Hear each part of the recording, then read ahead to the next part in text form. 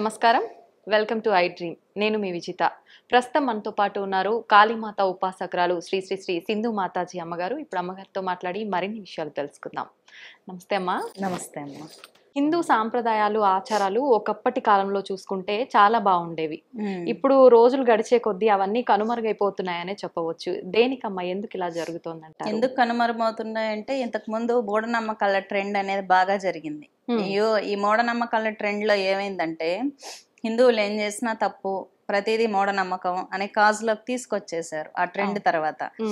Last కి ఏమైందంటే దీపం పెట్టడం కూడా ఒక మూఢనమ్మకం అనే స్థితికి ప్రజల్ని తీసుకురావడం అనేది జరిగింది. హిందూ సంస్కృతి మీద, సాంప్రదాయాల మీద బ్రిటిషర్స్ కాలంలోనే 90% దాడులు జరిగాయి. అప్పుడు ఏంటంటే బ్రిటిషర్స్ బాగా సాంస్కృతి పరంగా కూడా బాగా దాడి చేశారు. ఆదివారం నాడు చికెన్ తినమని, మటన్ తినమని చెప్పి, సూర్యారాధన ఆపాలని చెప్పి ఆ రోజే లీవ్ ఇవ్వటం, ఆ రోజే నాన్ వెజ్ వండించడం, ఇటువంటివి సంస్కృతి మీద చాలా దాడులు జరిగాయి. అప్పుడు సండే ఎఫెక్ట్ ఇప్పటికి కూడా కొనసాగుతూనే ఉంది. ఏంటంటే ఇటువంటి ఆచారాలు పాటించకపోవటం. ఇప్పుడు మీరున్నారు, డైలీ దీపం పెడుతూ ఏదైనా స్తోత్ర పారాయణం చేయడం వల్ల మీరు ఆ శక్తిని ఫీల్ అవ్వగలుగుతారు. మీరు ఫీల్ అవ్వలేనప్పుడు, ఆ శక్తిని అనుభూతి చెందలేనప్పుడు మీకు ఎన్ని శాస్త్రాలు, ఎంత జ్ఞానం చెప్పినా మీకేమనిపిస్తుంది? చెప్పిన 1 అవర్ వరకు ఆ మూడ్ స్వింగ్ లో ఉంటారు, మళ్ళీ మూడ్ స్వింగ్స్ మారిపోతాయి. అదే ఒక్కసారి మీరు శక్తిని ఎక్స్పీరియన్స్ అయ్యారు అనుకుందాం, దీపం పెట్టినప్పుడు, మీరు స్తోత్రం చేసినప్పుడు, అలా ధ్యాన స్థితిలోకి వెళ్ళినప్పుడు, ఏదైనా వెలుగు కనిపించినప్పుడు మీ మనసు చాలా సాంతన చెందుతుంది కదా. చాలా మందికి రెగ్యులర్ గా పూజలు చేసే వాళ్ళకి బాగా మంచి శక్తి ఉంటుంది, అన్ని చూడగలుగుతారు. అప్పుడు వాళ్ళకి జ్ఞానం బోధించాల్సిన అవసరం పెద్దగా ఏమి ఉండదు, మీరు శక్తిని ఫీల్ అయినప్పుడు. నేను మీకు పదే క్లాసెస్ ఇవ్వాల్సిన అవసరం లేదు కదా, మీకు తెలుసు నిజమేంటో తెలుసు, ఆ విజన్స్ కరెక్ట్ అన్న విషయం మీకు తెలుసు. ఇప్పుడు ముస్లిమ్స్ ఉన్నారు, రోజుకి 5 సార్లు ప్రార్థనలు చేస్తారు, వాళ్ళు వాళ్ళ శక్తిని ఫీల్ అవుతారు.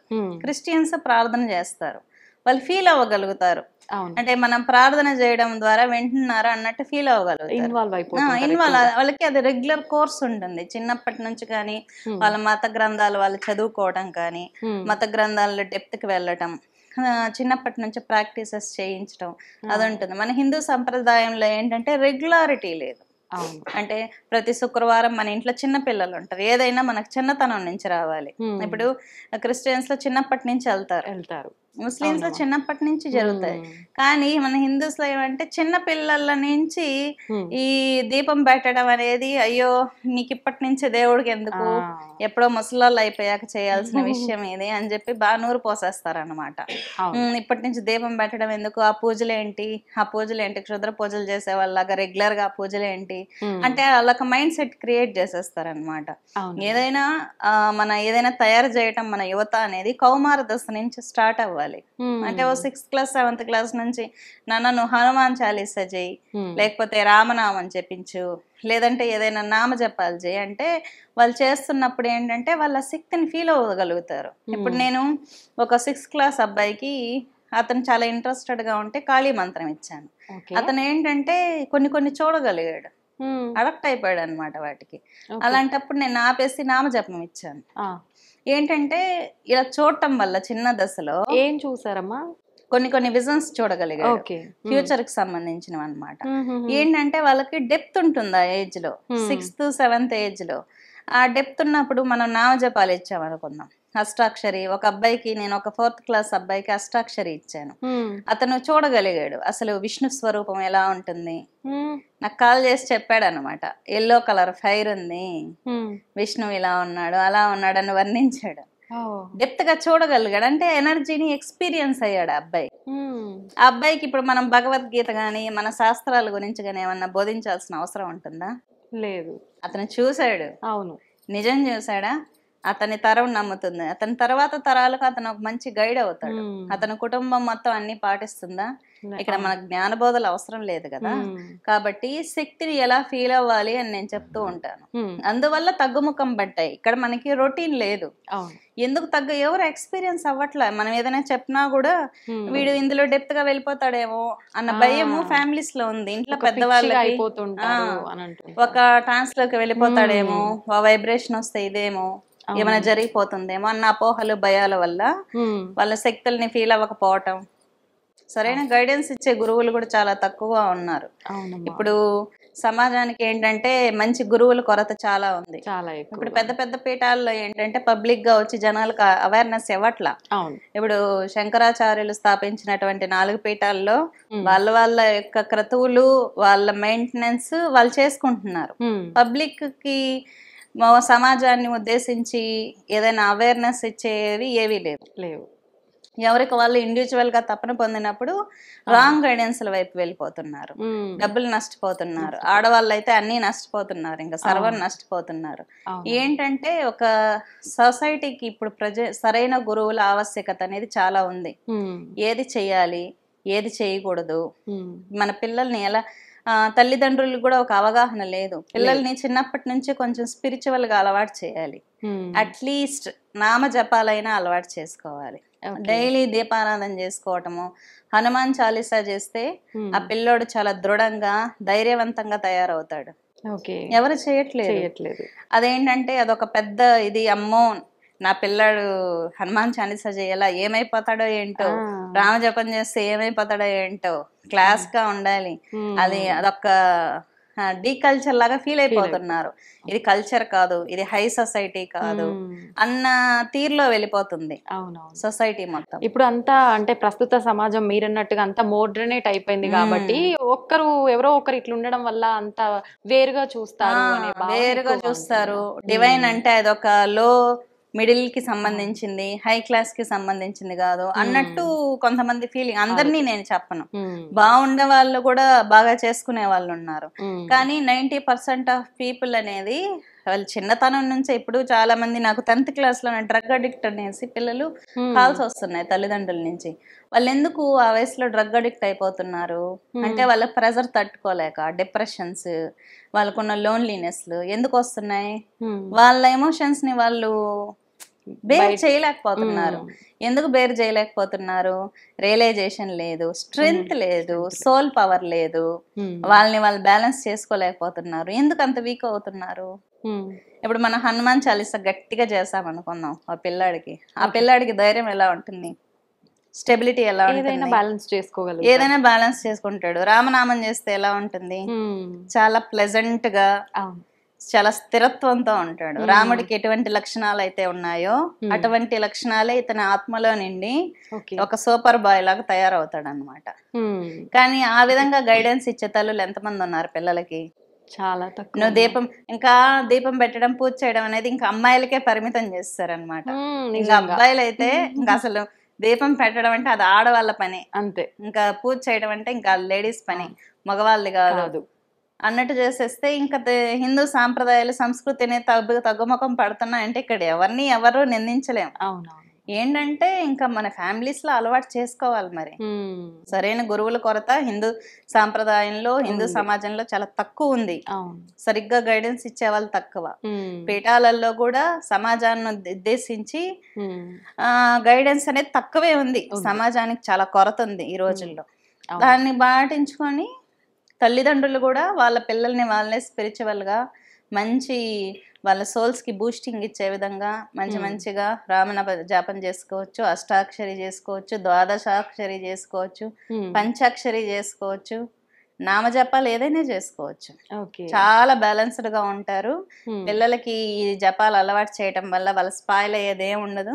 మంచి స్టేజ్ కి రావటమే గానీ వాళ్ళకి కొన్ని అలౌకికమైన సంఘటనలు అనేది జరుగుతాయి. అప్పుడు సరైన గురువు దగ్గర తీసుకెళ్లి మంచిగా షేప్ చేసుకుంటూ ముందుకు తీసుకెళ్ళాలి. గాని అతిగా డెప్త్ కూడా దాంట్లో మంచిది కాదు. మరి సూపర్ న్యాచురల్ పవర్స్ లో ఆ ఏజ్ లో వెళ్ళటము మంచిది కాదు. నామజపాల వల్ల మంచి స్టేజ్ కే వెళ్తారు. ఇప్పుడు బీజాక్షర మంత్రాలు ఉన్నాయనుకోండి, చాలా డెప్త్ కి వెళ్ళిపోతారు. ఇప్పుడు రామనామ జపం చేయడం వల్ల ఏమవుతుందంటే బ్యాలెన్స్నెస్ వస్తుంది. హనుమాన్ చాలీస వల్ల ధైర్యము, కరేజ్ వస్తుంది. ఇవి బ్యాలెన్స్నెస్ ఇస్తాయి. సొసైటీలో ఎలాగ సర్వైవ్ అవ్వాలి. నారాయణ మంత్రం ఉంది, అష్టాక్షరి. చదువుల్లో బాగా రాణించాలనుకోండి, నారాయణ మంత్రం చేశారంటే బాగా చదువుతారు, ఎడ్యుకేషన్ బాగా వస్తుంది అన్నమాట. ఈ విధంగా చేసుకుంటే చాలా మంచిది. మనం అసలు జ్ఞానం పిల్లలకి బోధించాల్సిన అవసరమే లేదు. వాళ్ళ నెక్స్ట్ తరాలకు కూడా వాళ్ళే గైడ్లు అవుతారు. ఓకే. ఇప్పుడు ఫస్ట్ పిల్లలకి చెప్పాలంటే పెద్దవాళ్ళు వినాలమ్మా ఫస్ట్. పెద్దవాళ్ళు పెద్దవాళ్ళే వినాలి. పాటించట్లేదు హ్మ్. ఎక్కువగా. వాళ్ళ హడావిడి, బిజీ లైఫ్స్ వల్ల హ్మ్. దీపారాధన చేయడం కూడా పక్కకు పెట్టేసిన ఫ్యామిలీస్ చాలా ఉన్నాయి. చాలా ఉన్నాయి. పూజలు అనేసరికి నియమాలు పాటించాలి, హ్మ్. వీటన్నిటిని పెట్టుకొని నాకెక్కడ కుదురుతుంది అని చెప్పి స్కిప్ చేస్తున్నారు చాలా వరకు. హ్మ్. అట్లా అంటే ముందు పెద్దవాళ్ళు ఒక మార్గంలోకి వస్తే మార్గంలోకి రావాలి, ఆ! రియలైజేషన్ రావాలి. అవునవును. దీపం వెలిగించడం అనేది ఒక పాజిటివ్ ఎనర్జీని క్రియేట్ చేయడం. శరీరానికి ఆహారం ఎలాగో ఆత్మకి జపం అలాంటిది. హ్మ్. ఇప్పుడు మనం శరీరానికి సబ్బులు హై క్లాస్ లో వాడుతూ ఉంటారు, అవును. మరి మనసుకి హ్మ్. ఆత్మకి అవి కూడా క్లియర్ చేసుకోవాలి కదా. అంతే అమ్మా. మన సోల్ హ్మ్. క్లియర్ అవ్వాలా. అవును. మరి ఓకే.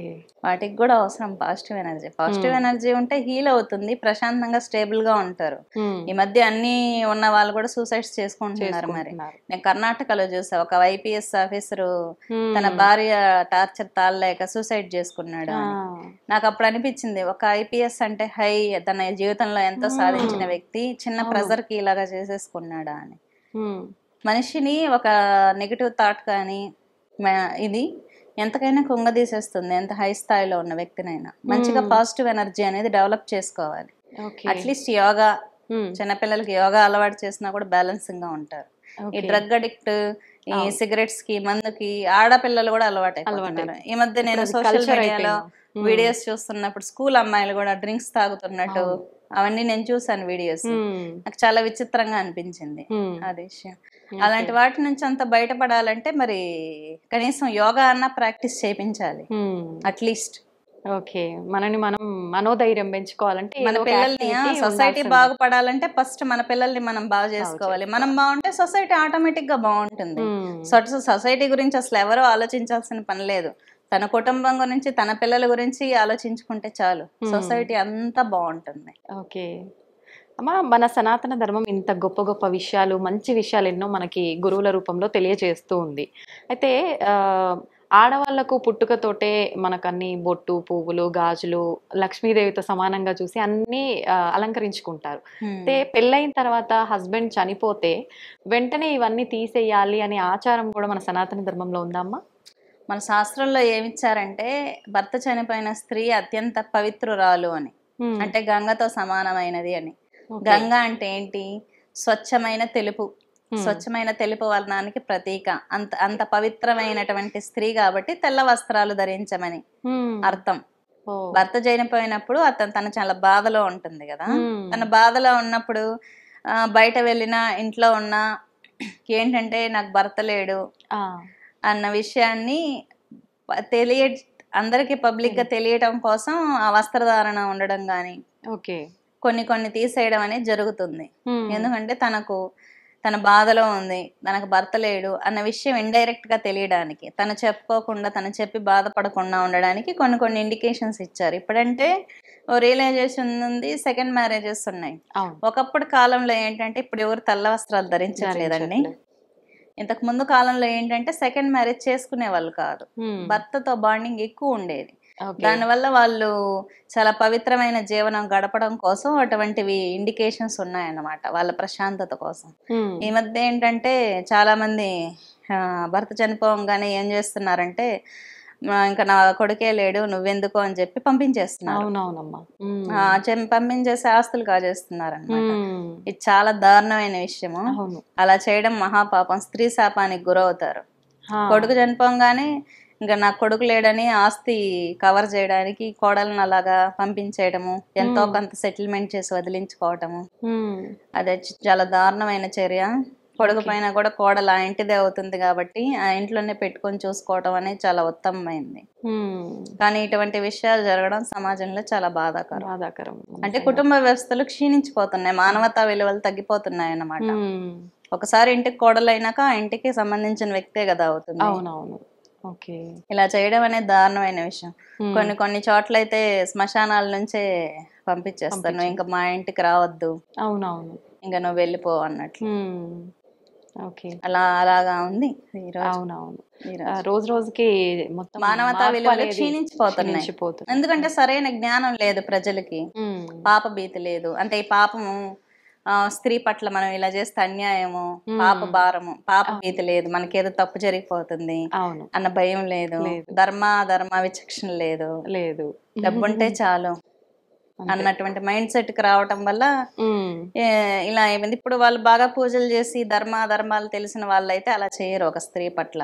ఉమ్, స్త్రీ పట్ల చాలా హెరాస్మెంట్ జరుగుతున్న వాటిలో మేజర్ హెరాస్మెంట్. మరి అవును తను ఆల్రెడీ భర్త చనిపోయిన బాధలో ఉంటుంది, ఉంటుంది. మళ్ళీ ఆ ఇంట్లో నుంచి కూడా వెళ్ళగొట్టేస్తారు ఉమ్, ఎంతో కొంత అమ్మాయికి ఇచ్చేసి. ఇచ్చేసి అవును. అది చాలా పిల్లలున్నా దారుణం. పంపించే వాళ్ళు చాలా మంది చాలా ఉన్నారమ్మా. మంది ఉన్నారు, ఉమ్, పంపించేసే వాళ్ళు చాలా మంది ఉన్నారు. ఆయన దారుణం. దానివల్ల ఆ కుటుంబం చాలా పాపాన్ని మూటగట్టుకోవాల్సి వస్తుంది. ఉమ్, ఈ జనరేషన్స్ లో పాప భీతి ఎవరికి ఉండదు కాబట్టి లేదు. దేవుడినే నాకు పాపం ఎందుకు అనుకుంటారు. కానీ అలాంటి వాళ్ళు ఏముందిలే డబ్బే ఇంపార్టెంట్ అనుకుంటారు. ఉమ్, వెంటనే ఎందుకు చేస్తున్నారంటే డబ్బులు ఆస్తులు కవర్ చేసుకోవటానికి.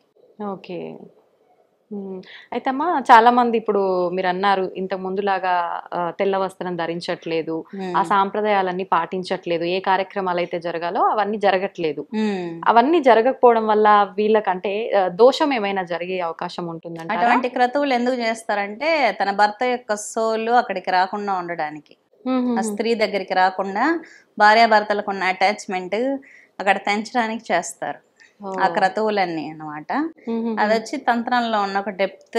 ఇది ఆ సోలు ఈ సోల్తో కనెక్టివిటీ లేకుండా ఉండడానికి ఆ వితంత ప్రక్రియ అనేది చేయడం జరుగుతుంది.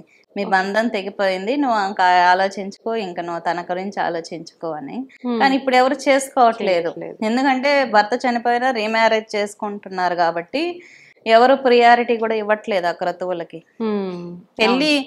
పెళ్లి క్రతువే సరిగ్గా చేయడం లేదు, ఇంకా వితంత ప్రక్రియలు ఎక్కడ చేస్తున్నారు? మీరు మన చూసారు కదా, సోషల్ మీడియాలో వైరల్ అయింది. ఒక వీడియోస్ కి ఫొటోస్ కి ఇచ్చినంత ఇంపార్టెంట్ ఒక బ్రాహ్మణుడు వచ్చి పూజ చేసి పెళ్లి చేస్తే అతనికి చెప్పడం కూడా జరిగింది కదమ్మా. విలువ ఉండట్లేదు, చేసే గౌరవ పూజకే విలువ ఉండట్లేదు, ఇంకా వితంత ప్రక్రియలు ఎక్కడ చేసుకుంటున్నారు? అవునవును.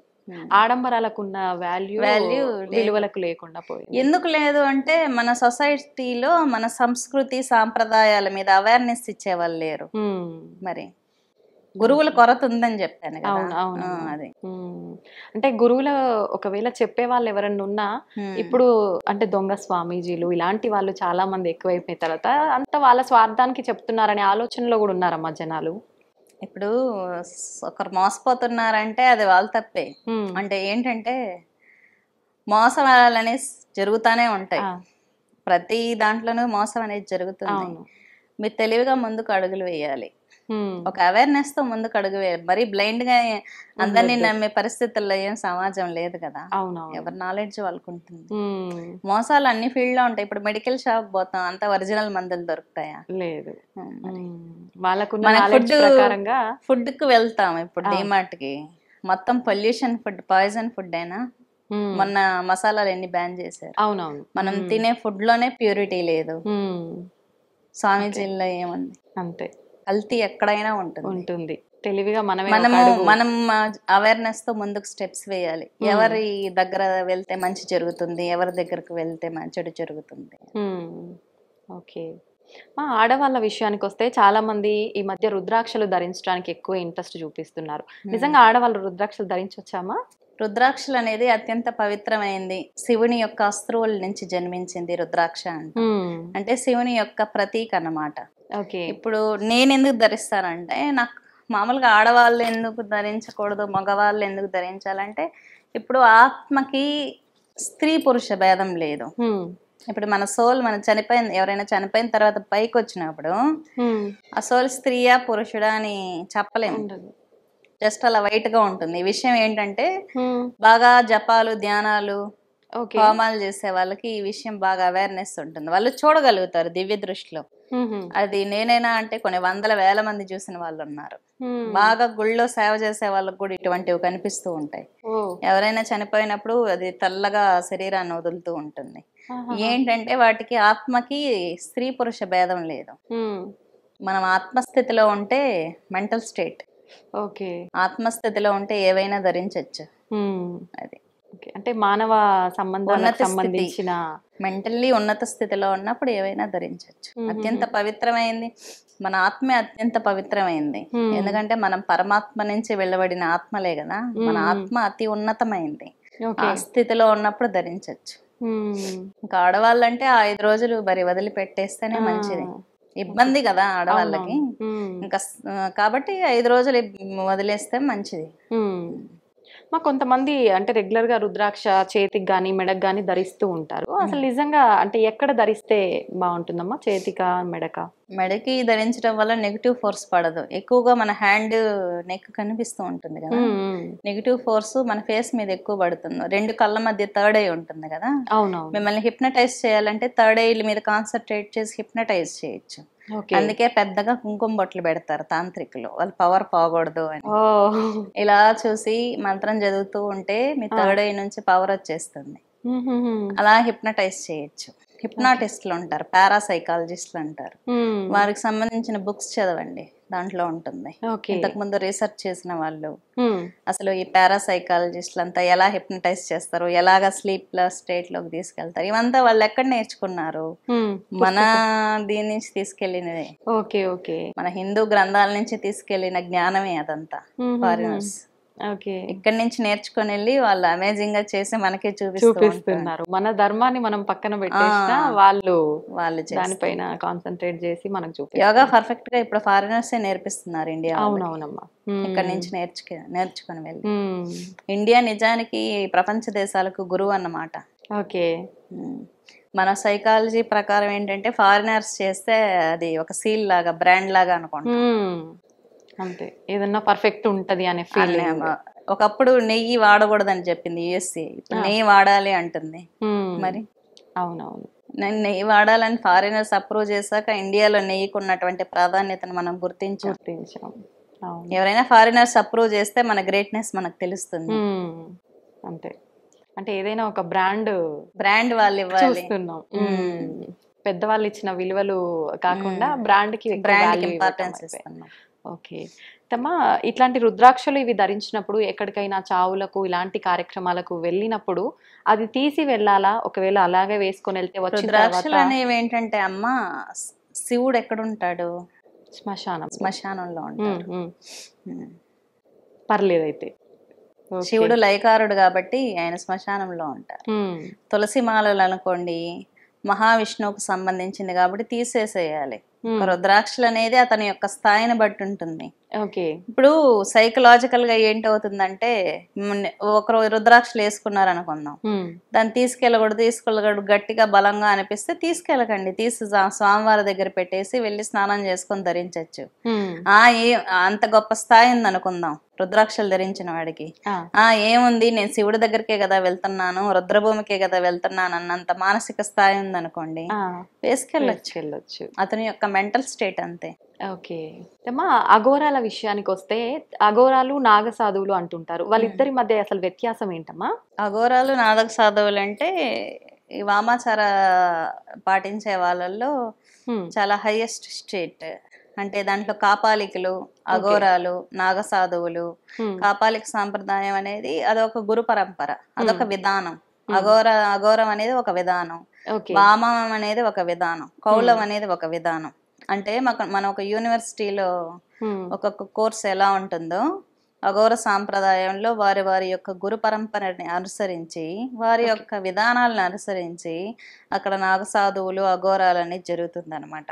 చాలా మంది కుంభమేళాలు జరిగే సమయంలో, లాస్ట్ కుంభమేళా జరిగినప్పుడు నేను న్యూస్ పేపర్ అబ్జర్వ్ చేశాను. 10,000 మంది మారారు. జీవితం మీద విరక్తి వచ్చిన వాళ్ళంతా అక్కడ కుంభమేళాలో వెళ్ళి వాళ్ళే పెండం పెట్టుకుని సైన్ చేస్తారు అకాడాస్ లో, మాకు జీవితం మీద విరక్తి వచ్చింది, మేము సాధువుల్లో కలిసిపోతామని.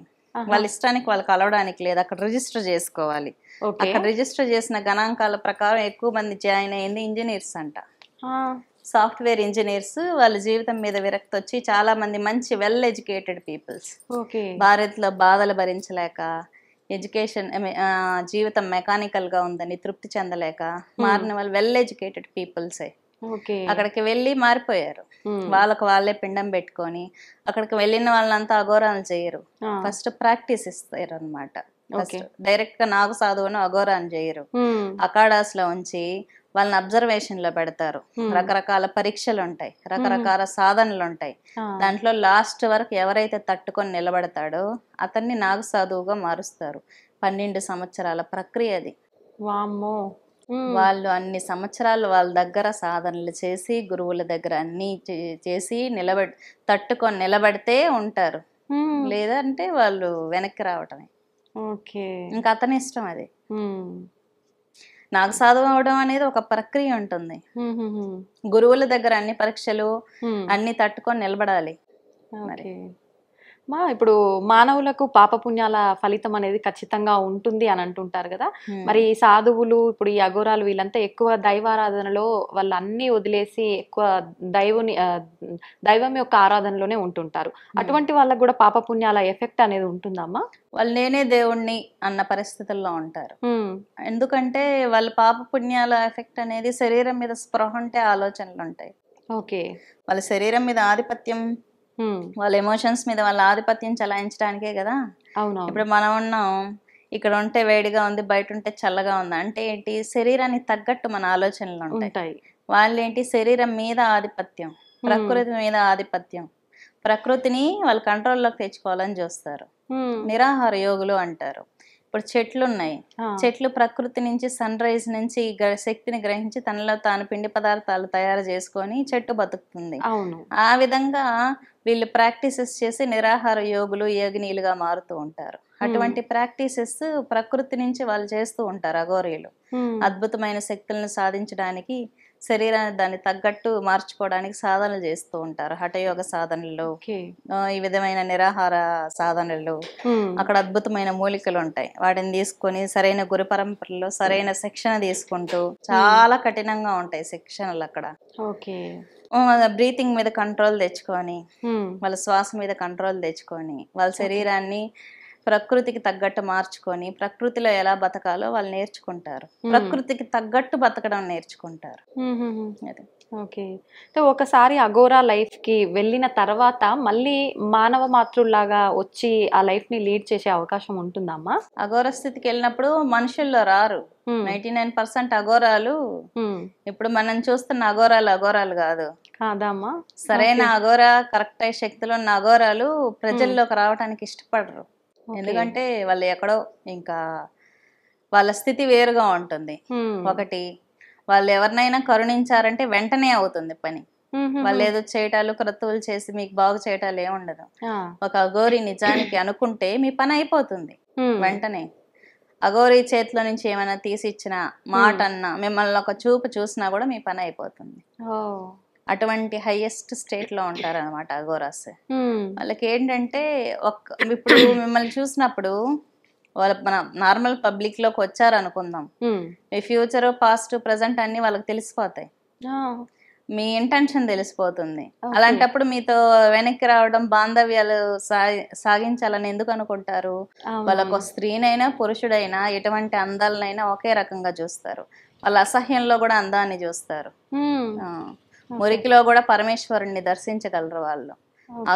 వాళ్ళని అఘోరాస్ అంటారు అన్నాడు. అఘోరా అంటే ఘోరము లేనటువంటి వాడు, అత్యంత పవిత్రుడు అని అర్థం. సాక్షాత్తు పరమేశ్వర స్వరూపమే. అఘోరాలు ఎక్కువగా శివుణ్ణి ఆరాధిస్తా ఉంటారు కదమ్మా, ఎందుకని వేరే దేవుళ్ళని ఎందుకు ఆరాధించారు? అఘోరాలు ఏంటంటే, అఘోర తత్వం అనేది శివునికి పంచముఖాలు ఉన్నాయి కదా, దాంట్లో అఘోరం అనేది ఒకటి. ఓకే. ఆడవాళ్ళు కూడా అఘోరాలుగా మారుతారమ్మా? ఉంటారా ఆడవాళ్ళు? మాక్సిమం శక్తిని ఆరాధిస్తూ ఉంటారు. ఆడవాళ్ళు కూడా అంటే వాళ్ళకి స్పృహ ఉండదు. మన స్త్రీయా పురుషుడు అని స్పృహ లేని స్థితికి వచ్చినప్పుడు వాళ్ళు అఘోరీలుగా మారుతూ ఉంటారు. ఓకే. ఎక్కువగా మనకు కొన్ని సార్లు చాలా మంది అఘోరాలు వివస్త్రంతో ఇట్లా నడుచుకుంటూ వెళ్ళటము కొన్ని సందర్భాల్లో చూస్తూ ఉంటాం. బాడీ మీద సెన్సెస్ ఉండదు. వాళ్ళు నిజమైన అఘోరాలే అంటారా అట్లా? అంటే నిజమైన అఘోరాలు వస్త్రధారణ ఉండదా? వస్త్రాల ధారణ ఉంటే వస్త్రం మార్చుకోవాలి, వస్త్రాలను ఉతకాలి, ఆరబెట్టాలనే స్థితి ఉంటుంది కదా, అది కోరికే కదా మరి. అవునవును. వాళ్ళు సర్వ దిక్కులనే వస్త్రాలుగా భావిస్తూ ఉంటారు. నిజానికి ఇప్పుడు సామాన్యంగా అమ్మవారు వచ్చే స్త్రీలకే శరీరం మీద సెన్సెస్ ఉండదు. మామూలుగా నేను జపం చేసినప్పుడు మనకు అనస్థీషియా ఇస్తే ఎలా ఉంటుంది శరీరం, అవునవును, చలనం లేకుండా అలా అయిపోతుంది. మనకే అలా ఉంటుంది. అఘోర స్థితి అంటే ఎంత గొప్పది. మానసికంగా శారీరపరంగా వాళ్ళు చాలా ఉచ్చ స్థితిలో ఉంటారు. వాళ్ళకి శరీరం మీద సెన్సెస్, ఎమోషన్స్, ఫీలింగ్స్ ఇలాంటివే ఉండవు. శక్తిలో ఎప్పుడూ లీనమై ఉంటారు అలాగా భగవంతుడిలో, పరమేశ్వరుడు. ఓకే. అసలు మానవ జన్మ ఈ పుట్టుక అనేది ఎందుకమ్మా? అసలు అర్థం ఏంటి ఈ పుట్టుకకి? పుట్టుకకి అర్థం ఏంటంటే భూమి అనేది మన భూగ్రహం మీద ఉన్నాం. హ్మ్. థర్డ్ డైమెన్షన్లో ఎందుకు ఇక్కడ ఇలా ఉన్నాము అంటే, హ్మ్. ఒకటి ఎక్కువగా పాపకర్మలు చేసిన వాళ్ళు నరకానికి వెళ్తారు, ఓకే. ఎక్కువగా పుణ్యకర్మలు చేసిన వాళ్ళు స్వర్గానికి వెళ్తారు. స్వర్గం నరకం ఉందా అమ్మా అసలు? ఉన్నాయి, అవి చూడాలంటే చూడొచ్చు కూడా. ఏ రకంగా? చూడాలనుకున్న వాళ్ళకి కొన్ని సాధనలు ఉంటాయి. ఇప్పుడు మీరు చూడాలి అని అనిపించింది అనుకోండి, దానికి సంబంధించిన ఒక మంత్రం ఉంటుంది. ఆ ఓకే. మంత్రం యొక్క ఫ్రీక్వెన్సీతో మీరు కనెక్ట్ అవ్వచ్చు యాస్ట్రల్ బాడీతో. యాస్ట్రల్ బాడీ అంటే ఏంటి? మీ మనసు బుద్ధి ద్వారా ఏర్పడేటువంటి సిద్ధ శరీరం అన్నమాట. ఓకే. దానికి బూస్టింగ్ అనేది మంత్రం ఇస్తుంది. Hmm. ఆ మంత్రం ద్వారా మీ సూక్ష్మ శరీరానికి మీరు శక్తిని పెంచుకొని మీరు ఆ లోకాన్ని దర్శించవచ్చు గురువు యొక్క అనుగ్రహంతో, మీ సాధనా బలంతో. ఇటువంటి చాలా లక్షల సాధనలు ఉన్నాయి మన హిందూ ధర్మంలో. కాకపోతే మనమే చెయ్యం. కళ్ళు మూసుకున్నాం అనుకోండి చీకటిగా ఉంటుంది, అదే నిజం అనుకుంటాం. కళ్ళు తెరిస్తే భూమి కనిపిస్తుంది, ఇదే నిజం అనుకుంటాం. ఇది మాయే. కళ్ళు మూసుకున్నప్పుడు కనిపించిన చీకటి మాయే, అవునా? దీన్ని కూడా దాటి వెళ్తేనే నిజమేంటో తెలుస్తుంది. అదే మహామాయ. ఏంటమ్మా అసలు నిజం? నిజం అంటే ఏంటంటే మన దృష్టితో, అంటే శరీర అవస్థ నుంచి దాటి చూసేదే నిజం. ఓకే. శరీర అవస్థను అనేది దాటాలి. ఇది పంచభూతాల ద్వారా ఏర్పడిన శరీరం కదా, దీన్ని దాటి చూడాలి. ఓకే. శక్తి శరీరంతో చూడాలి. ఇక్కడ అసలు వాస్తవంగా మనం చూస్తున్న ప్రపంచం కూడా మాయే. ఒరిజినల్ వరల్డ్ యాస్ట్రల్ వరల్డ్ అంటే చూసారంటే ఇక్కడ అసలు ఎన్ని శక్తులు తిరుగుతున్నాయి, దారిలో వెళ్ళేటప్పుడు ఏమైనా స్పిరిట్స్ తిరుగుతున్నాయా లేదా, మీ దివ్య దృష్టికి కనిపిస్తుంది. మీకు మంత్రశక్తి ఉందనుకుందాం, అలా కళ్ళు మూసుకొని మంత్ర జపం చేస్తే కనిపిస్తాయి అంత. అది నిజం. అంటే నార్మల్ వాళ్ళకి కూడా అలా ఇది కనిపిస్తుంది? Physical world. నార్మల్ వాళ్ళు కూడా చూడొచ్చు, మంత్ర జపం చేస్తే ఎవరైనా చూడొచ్చు. చాలా మంది అనుకుంటారు అది పెద్ద యోగులకి, మాతాజీలకి, స్వామీజీలకి. అవునవును. ఎవరైనా చూడొచ్చు. ఇప్పుడు ఎందుకు కరెక్ట్ గా పంచాక్షరి మంత్రం చేయండి, సంకల్పం చెప్పుకోండి 41 రోజులు. ఏ దేవతా మంత్రం అయినా, మహావిష్ణు మంత్రం అయినా కావచ్చు, మహాలక్ష్మి అయినా కావచ్చు, జపం చేసుకొని కూర్చొని అసలు నా జీవితంలో నాకు ఇంత కష్టం ఎందుకు వచ్చిందని ఒక 41 రోజులు కూర్చొని దీక్ష చేయండి. రిజల్ట్ ఎందుకు రాదు? మీకే కనిపిస్తుంది. ఎవరు అవసరం లేదు, ఎవరిని ఎవరు నమ్మాల్సిన అవసరం లేదు. దేవుణ్ణి నమ్మి ఒక 41 రోజులు అమ్మవారిని ధ్యానిస్తూ ఉంటే మీ పరిస్థితి ఏంటో మీకు ప్రకృతి చూపిస్తుంది, మీకు దర్శనం వస్తుంది. వేరే వాళ్ళ ద్వారా మీకు ఆ సమస్య ఎలా వచ్చిందో తెలిసిపోతుంది. అంతే, ఎవరిని నమ్మాల్సిన పని కూడా లేదు. అన్ని మనకే తెలుస్తాయి. కాకపోతే నమ్మాలి, నమ్మకం, శరణాగతి ఉండాలి. ఇప్పుడు మహాభారతంలో వస్త్రాభరణం జరిగినప్పుడు ద్రౌపదీదేవి అరుస్తుంది అన్నమాట. గట్టిగా అరిస్తే కృష్ణుడు రాడు. ఎప్పుడైతే చీర చేతికి వదిలేసి గోవిందా అని చేతులు పైకెత్తుతుంది, అప్పుడు వస్తాడు గోవిందుడు. అంటే నీ ప్రయత్నం నువ్వు చేసావు, లాస్ట్ కి ఎప్పుడైతే పూర్తి శరణాగతి పొందావో అప్పుడు నేను వచ్చాను అంటాడు. ఫస్ట్ నుంచి ఆమె పోరాడుతూనే ఉంది, రాలేదు కదా. ఎప్పుడు పూర్ణ శరణాగతి పొందుతామో అప్పుడు ఆ పరమాత్మ దర్శనం ఇస్తాడు, మనకి సహాయం చేస్తాడు. పూర్తి శరణాగతి ఉండాలి. అప్పుడే మన ఎనర్జీ లెవెల్ అనేది అక్కడ కనెక్ట్ అవుతుంది. ఒక రేడియో ఓ ఛానల్ కి ఎలా కనెక్ట్ అవుతుందో అలాగా యూనివర్స్ లో ఉన్న ప్లేన్స్, కాస్మిక్ పవర్ కనెక్ట్ అవ్వాలంటే మనకు నమ్మకం ఉండాలి. మనం నమ్మకం లేకుండా అవుతుందా కాదా అంటే అవ్వదు, నమ్మకంతో చేస్తే అవుతుంది. కాకపోతే కొన్ని మనం ఫీల్ అవ్వగలం, కొన్ని ఫీల్ అవ్వలేం. కొన్ని నియమాలు ఉంటాయి మంత్ర జపం చేసేటప్పుడు. ఈ మధ్య చాలా మంది మల్టిపుల్ బాడీ కాంటాక్ట్స్ కి అలవాటు పడిపోతున్నారు. మల్టిపుల్ బాడీ కాంటాక్ట్స్ వల్ల మనకు మంత్రశక్తి ఉండదు, సూపర్ న్యాచురల్ పవర్స్ ఉండవు అన్నమాట. మన యోగులు, ఋషులు ఎందుకు టచ్ చేసేవాళ్ళు వేరే వాళ్ళని అంటే వాళ్ళ నెగిటివ్ అనేది మనకు అబ్జర్వ్ అయిపోతుంది. అది జంతువులతో అయినా కావచ్చు, బాడీ కాంటాక్ట్ మెయింటైన్ చేసేవాళ్ళు కాదు. ఇప్పుడు అవన్నీ సర్వసాధారణం అవటం వల్ల శక్తిని ఎవరు ఫీల్ అవ్వలేకపోతున్నారు. ఇప్పుడు చాలా పూజలు చేస్తాడు అబ్బాయి 4-5 మందిని గర్ల్ ఫ్రెండ్స్ మెయింటైన్ చేస్తున్నాడు అనుకుందాం. ఆ అబ్బాయి పవర్ అంతా అమ్మాయిలకి వెళ్ళిపోతుంది, ఆ అమ్మాయిల నెగిటివ్ ఈ అబ్బాయికి వచ్చేస్తుంది. ఈ అబ్బాయి బిజినెస్ లో డల్ అయిపోతూ ఉంటాడు. కొంతమంది పెళ్లి చేసుకుంటే అబ్బాయిలకు కలిసి వస్తుంది, కొంతమంది అమ్మాయిలు ఎంటర్ అయితే కలిసి వస్తుంది, కొంతమంది అమ్మాయిలు పెళ్లి చేసుకుంటే కలిసి రాదని మీరు వింటూ ఉంటారు, అబ్జర్వ్ చేశారా? ఈ విధంగానే ఏంటంటే ఇప్పుడు మంచిగా పవర్ఫుల్ గా బాగా పూజలు చేసే అమ్మాయి ఉంది అనుకుందాం, అమ్మాయిని పెళ్లి చేసుకుంటే అబ్బాయికి కలిసి వస్తుంది, మంచి పాజిటివ్ మైండ్ సెట్, మంచి జాతకం చూసి పెళ్లి చేసుకుంటారు కదా. కొంతమంది ఏంటంటే అమ్మాయిలు నెగిటివ్ ని ఉత్పత్తి చేయగలరు, నెగిటివ్ థాట్స్ తో ఉంటారు. అటువంటి అమ్మాయి సాంగత్యంలో ఉండడం వల్ల అతని బిజినెస్లు పడిపోతూ ఉంటాయి. ఇటువంటివి చాలా ఉన్నాయి. ప్రభావం అనేది ఖచ్చితంగా ఉంటుంది, పడుతుంది. ఆ నెగిటివ్ ఫోర్స్ పడుతుంది. మన చుట్టూ ఉన్న మన ఫ్రెండ్ సర్కిల్ కూడా నెగిటివ్ గా ఉందనుకోండి, ఈ అబ్బాయి కొలాప్స్ అవుతాడు. అవునవును. ఓకే. మా ఆడవాళ్ళ విషయానికి వస్తే సనాతన ధర్మం ఎప్పటి నుంచో చెప్తుంది ఆడవాళ్ళు ఖచ్చితంగా అంటే పద్ధతిగా ఉన్న బట్టల్లోనే వెళ్ళాలి ఆలయానికి, తల వీరబోసుకొని వెళ్ళకూడదు అని. ఎందుకనమ్మా, రీజన్ ఏంటి? తల విరబోసుకొని వెళ్ళడం అంటే ఏంటమ్మా, మనకి హెయిర్ లూజ్ గా ఉన్నప్పుడు ఏంటంటే ఆకర్షణ శక్తి ఉంటుంది, హెయిర్ లో నుంచి నెగిటివ్ ఫోర్స్ అబ్జర్వ్ అయిపోతుంది మనకి. అందుకని చెప్పి తల విరబోసుకోకండి అంటారు. ఎందుకంటే అప్పుడు ఈ ప్రసాదాలు వాటిల్లో ఇంట్లో ప్రసాదాలు ప్రిపేర్ చేసేది ఆడవాళ్లే కదా. హెయిర్ పెడితే ప్రాబ్లం ఏంటి? ప్రసాదాల్లో గాని పని చేసినప్పుడు పూజల్లో గాని హెయిర్ పడితే పొల్యూట్ అవుతుంది కదా. అందుకని పూజలు చేసేటప్పుడు జడలు వేసుకోవాలి అంటాం. దాంట్లో కొన్ని సైంటిఫిక్ రీజన్స్, నీట్నెస్, మన కంఫర్ట్ ఇన్ని ఉండే. అప్పుడు మనకి జడలు పెద్దవి. హిందూ సాంప్రదాయంలో పెద్ద పెద్ద జుట్లు ఉంటాయి, చిన్న ఉండేవి కదా. ఇప్పుడు కటింగ్స్ చేసుకుంటున్నారు కానీ మరి అంత జుట్టును ఎలా మెయింటైన్ చేస్తాం లూస్ హెయిర్ వేసుకొని? అవునమ్మా, అది రీజన్. చిన్న జుట్టు అప్పుడు ఎవ్వరకు ఉండేది కాదు. కానీ అమ్మా ఇప్పుడు ప్రస్తుత రోజుల్లో చూసుకుంటే హెల్త్ ఇష్యూస్ వల్ల గానీ పొల్యూషన్ వల్ల గానీ చాలా మందికి పెద్ద హెయిర్లు అనేది చాలా కష్టమే అయిపోయింది. ఎంత మెయింటైన్ చేసినా అవ్వట్లే. అట్లాంటప్పుడు జడలు వేసుకోవడం కుదరదు కదమ్మా, అది తప్ప. ఏమంటే నెగిటివ్ ఫోర్స్ అబ్జర్వ్ అవుతుంది అంతే. ఏదైనా మనం బాగుండాలనే చెప్తాం. మన పెద్దోళ్ళు ఏంటంటే మన ఇంట్లో ఆడపిల్లల్ని చాలా అపురూపంగా చూసుకుంటూ ఉంటారు. ఏ నెగిటివ్ ఫోర్స్ బాగా అందంగా కనిపిస్తారు లూస్ హెయిర్ వేసుకోవడం. దృష్టి పడుతుంది ఒకటి కాజ్, మన తల్లులు ఫీల్ అయ్యేది. తంత్రం ప్రకారం అయితే నెగిటివ్ అబ్జర్వ్ చేసుకునే శక్తి లూస్ హెయిర్ కి ఎక్కువ ఉంటుంది. ప్రేతాత్మలు ఆవహిస్తాయి మామూలుగా, ఎక్కువగా నెగిటివ్ ఫోర్స్ ఉంటాయి. కాబట్టి ఇది అన్నిట్లో కరెక్ట్ అని నేను చెప్పను గానీ, కొంచెం బాగా లేడీస్ లూస్ హెయిర్ వల్ల అందంగా కనిపిస్తారు కాబట్టి దృష్టి దోషాలు పడిపోతాయి అని చెప్పి ఇంట్లో జడలు వేసుకోమంటారు. కానీ ఈ మధ్య జుట్టు హెయిర్ గ్రోత్ తగ్గింది కానీ అప్పట్లో అందరికి పెద్ద పెద్ద జడలే ఉండేవి. అప్పుడు లూస్ హెయిర్ వేసుకుందామన్నా వాళ్ళకి వీలు కాదు. అది ఓకే, అప్పుడు వాళ్ళు అట్లా మెయింటైన్ చేయలేకపోయారు, మనం వాళ్ళలాగా మెయింటైన్ చేయలేకపోతున్నాం. ఓకే అమ్మా, సృష్టి ధర్మమే భగవంతుడు సృష్టించింది ఆడవాళ్లకు నెలసరి. ఆ టైంలో ఎందుకు దూరంగా ఉండాలంటారమ్మా ఇలాంటి కార్యక్రమాలకి? ఇప్పుడు ఏంటంటే అమ్మా, మనకి కొన్ని ప్రికాషన్స్ వచ్చాయి. ఇప్పుడు పీరియడ్స్ టైంలో కొన్ని అప్డేషన్స్ వచ్చాయి. అప్పుడేంటి, అప్పుడు అన్ని ప్రికాషన్స్ లేవు. మరి ఎంత ఇబ్బంది పడి ఉంటారు లేడీస్. అంత ఇబ్బందిలో వంట ఎలా చేస్తారు, ఇల్లు క్లీన్ ఎలా చేస్తారు? దేవాలయాలకు వెళ్ళాలన్నా నడిచి వెళ్ళేవాళ్ళు, ట్రాన్స్పోర్ట్ నిందా, మరి ఎలా వెళ్తారు? ఇబ్బంది పడతారు కదా, సిక్ అవుతారా లేదా? ఇప్పుడు పీరియడ్స్ టైంలో బ్లడ్ అలా వెళ్ళిపోవటం వల్ల శరీరం వీక్ అవుతుందా? మరి అన్ని పనులు ఎలా చెప్పగలం? రెస్ట్ ఇచ్చేవాళ్ళు.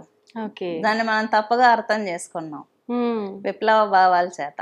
ఇప్పుడు మనకి ప్రికాషన్స్ వచ్చాయి, మనం ఇప్పుడు అన్ని వాడుకుంటున్నాం, అప్పుడు అన్ని లేవు. మరి వాళ్ళు ఎంత ఇబ్బంది పడతారు? అంత ఇబ్బందిలో పనులు ఎక్కడ చేస్తారు? అంటే ఇప్పుడు ఆలయాలకు అట్లా వాళ్ళు వెళ్ళలేకపోయే స్థితిలో ఉన్నారు కాబట్టి వెళ్ళొద్దామా? వెళ్ళొచ్చు, రెస్ట్ ఇచ్చారు అంతే. రెస్ట్ వాళ్ళు ఇచ్చిన ఉద్దేశం రెస్ట్. అప్పుడు బట్టలు మనకి ఇన్ని ఉన్నాయా? లేవు. అవును, ఓ చీరనే 2 చీరలనే జీవితాంతం గడిపిన ఆడవాళ్ళు ఉన్నారు. మరి పీరియడ్స్ టైంలో వాళ్ళు ఎలా ప్రికాషన్స్ తీసుకుంటారు? పని అన్ని వాడగలరా? మరి టెక్నాలజీ లేదు కదమ్మా అప్పుడు, లేదు. బట్టలు కూడా అంత అవైలబుల్ లేదు. మరి వాళ్ళని వాళ్ళు సర్వైవ్ చేసుకోవాలి కదా. ఇప్పుడు అన్ని పెరిగాయి. ఇప్పుడు మనకు విప్లవ భావాలు పెరిగాయి కాబట్టి ఈ టాపిక్ గురించి మాట్లాడుతున్నాం. అప్పుడు ఎంత బాధపడ్డారో. ఆ టైంలో ఇంకా పనులు, ట్రాన్స్పోర్ట్, మేము అన్ని చేయకూడదా, ఇన్ని చేయకూడదా అంటే ఇంక ఎలాగా? ఇప్పుడే ఇబ్బంది పడిపోతారు. ఇన్ని అప్డేషన్స్ స్టమక్ పెయిన్ అంటారు, అదంటారు, ఇదంటారు, కూర్చోలేకపోతున్నాం అంటారు. మరి ఎందుకు పనులు 5 రోజులు రెస్ట్ తీసుకోవచ్చుగా ప్రశాంతంగా? అవును, అప్పటి రోజులు ఇప్పుడు వచ్చి ఇప్పుడు కూడా రెస్ట్ ఇస్తే బాగుండేమమ్మా. రెస్ట్ తీసుకోవటం మంచిది, ఎందుకు ఇబ్బంది పడ్డాం? అవునవును. ఓకే. చాలా మంది అంటే పీరియడ్స్ టైంలో ఇట్లా జర్నీలు చేసేటప్పుడు ఆలయాలకి వెళ్ళాలన్నా కూడా పీరియడ్స్ కి ముందు కొన్ని రోజులు, తర్వాత కొన్ని రోజులు వదిలేసి ఆలోచించాల్సి వస్తుంటుంది. ఎప్పుడైనా అన్ఎక్స్పెక్టెడ్ గా కొంతమందికి ఆలయంలోకి వెళ్ళిన తర్వాతే రావటం కూడా జరుగుతుంది. ఆలయంలోకి వెళ్ళిన తర్వాత వస్తే తెలిస్తే రిటర్న్ అయిపోండి, హ్మ్. లేదు అలాగే తెలియకుండా దర్శనం అయితే అది అమ్మవారికి వదిలేయటమే. ఇంకా అంటే అది మన దోషం ఏం తప్పిదం ఏం కలగదా? కాదుగా. ఇప్పుడు లోపలికి వెళ్ళిపోయి దేవుడి దగ్గర అయిపోయాము అంటే దానికి మనం ఏం చేయలేము, దేవుడి మీద భారం వేయాల్సింది. దేవుడి దర్శనానికి ముందే తెలిసిందంటే రిటర్న్ వచ్చేయటం మంచిది, ఓకే. అంతే. ఓకే. అయితే అదే అమ్మ చాలా మంది భయపడుతుంటారు. ఇలా జరిగింది, అరే ఎందుకు ఇలా అయింది, ఏమైనా దోషం కలుగుతుందేమో. అనుకుంటే మనసులో గట్టిగా ఉందనుకోండి, ఏదైనా పరిహారం కోసం పూజ చేసుకోండి ఇంట్లో. ఓకే. ఏదైనా చేసి నా దోషాలు ఏమైనా ఉంటే తొలగించు అని చెప్పి ఏ దేవత దగ్గరికి వెళ్ళినామో ఆ దేవతకే మొక్కుకుంటే సరిపోతుంది. నీ విషయంలో ఏదైనా తప్పు జరిగి ఉంటే క్షమించమ్మా అని చెప్పి ఒక్కసారి సంకల్పం చెప్పుకొని ఏదైనా పూజ చేసుకోండి. దేవతను సంతృప్తి పరిస్తే సరిపోతుందిగా. మన ఆడవాళ్ళ తప్పైతే కాదు కదా, తెలిసి మనం ఏం చెయ్యం. మరి చాలా మంది ప్రతినిత్యం దీపారాధన చేస్తుంటారు, ఎక్కువ పూజలు, దేవాలయాలకు వెళ్తుంటారు. ఎన్ని చేసినా మేము అనుకున్నది తీరట్లేదు, ఇంకా ఇబ్బందులు ఎక్కువ అవుతున్నాయి తప్ప మార్పు ఏమీ లేదు అంటుంటారు కదమ్మా. ఎందుకు అలా జరుగుతుంది? ఎందుకు అలా జరుగుతుందంటే ఇప్పుడు లేడీస్ పూజలు చేస్తూ ఉంటారు. ఆడవాళ్ళు బాగా పూజ చేసి ఇంటికి ఆడపిల్ల వచ్చింది అనుకో, ఇది ఎందుకు వచ్చింది అసలు మన ఇంటికి టార్చర్ పెడతా అంటారు, వచ్చి పడిపోతారని బూతులు తిట్టుకుంది అనుకుందాం. ఉన్న లక్ష్మీదేవి ఫస్ట్ లేసి వెళ్ళిపోతుంది బయట. మొగుడిని హింసించారు అనుకుందాం, భోజనం పెట్టకుండా నువ్వు ఇంతే తెస్తున్నావు, నువ్వేమైనా తెచ్చావా, అది చేసావా, నీకు నీట్ గా వండి పెట్టడానికి అన్నది అనుకుందాం. ఆ అమ్మాయి చేసిన ఇటువంటి పూజ అయినా ఇంట్లో లక్ష్మి నిలబడదన్నమాట.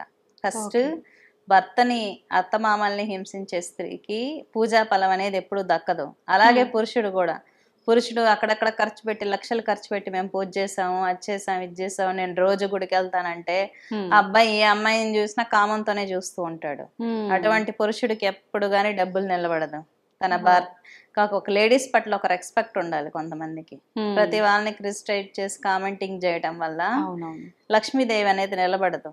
ఒకటి ఇంట్లో భార్యని తిడుతూ ఉంటారు కొంతమంది మగవాళ్ళు పూజ చేసిన వెంటనే, అది బాలేదు ఇది బాలేదు, ఒక తృప్తి ఉండదు అనమాట. అలాంటి వాళ్ళకి ఎన్ని పూజలు చేసినా బుద్ధి మారినంత వరకు సిద్ధి కలగదన్నమాట. అంటే మనలో ఉన్న అరిషడ్ వర్గాలను కూడా మనం కొంచెం అదుపులో తెచ్చుకొని సమాజాన్ని చూసే రీతితో సమాజాన్ని చూడాలి. ఆడవాళ్ళకి ఇచ్చే రెస్పెక్ట్ ఆడవాళ్ళకి ఇవ్వాలి, మగవాళ్ళు ఆడవాళ్ళకి ఇచ్చే రెస్పెక్ట్ ఇవ్వాలి, ఆడవాళ్ళు మగవాళ్ళకి రెస్పెక్ట్ ఇవ్వాలి. ఇంట్లో ఊరక గొడవలు వేసుకుంటా అంటే ఏమీ ఉండదు. ఒక మంచి నేచర్ ఉండాలి, భార్యాభర్తల పట్ల మంచి అవగాహన, ఆహ్లాదకరమైన వాతావరణం. ఇంటి వాతావరణం లేకపోతుంది అనుకోండి, మీరు రోజు కూడా పూజలు చేయండి, వేళ్ళకు వేలు ఖర్చు పెట్టి, పెద్ద రిజల్ట్ ఏమి ఉండదు. దేనికి ప్రతిదానికి మూలం ఏంటి? లక్ష్మీదేవి. లక్ష్మీదేవి ఇంట్లో గొడవలు పెడతా బూతులు తిట్టుకుంటుంటే నిలబడుతుందా? లేదు. ఎంతసేపు పక్కింటోడు ఎదురు డెవలప్ అవ్వకూడదు, ఎదురింటోడు బాగుపడకూడదు, మనమే బాగుండాలి, అటువంటి మైండ్ సెట్ ఉంటే ఉండదు. అలాంటి వాళ్ళకి ఎప్పుడు ఎన్ని పూజలు చేసినా వేస్టే.